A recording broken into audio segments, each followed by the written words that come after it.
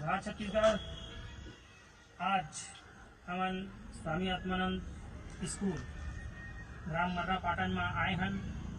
आप हमारे संग में हमारे जो बहनी देखा था ओकर बेटी के एडमिशन क्लास 2 में हो चुके रिसे, लेकिन कुछ परिस्थिति ऐसे बन गई से जब प्राचार्य से हमन मुलाकात करना चाहें तो मुलाकात नहीं हो पाई।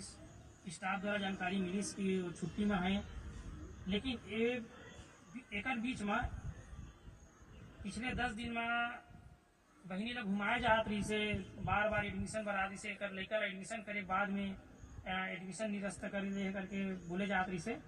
तो आज हम मर्रा स्कूल में पहुँचे और यहाँ के स्टाफ से पुनः बात करें और एकर हमारा रिजल्ट मिलीस कि आज बिना कोई शर्त के बहनी के बेटी का एडमिशन पूरा नियम पूर्वक लिए गए है।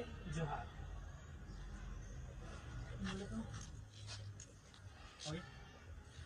जोहार छत्तीसगढ़।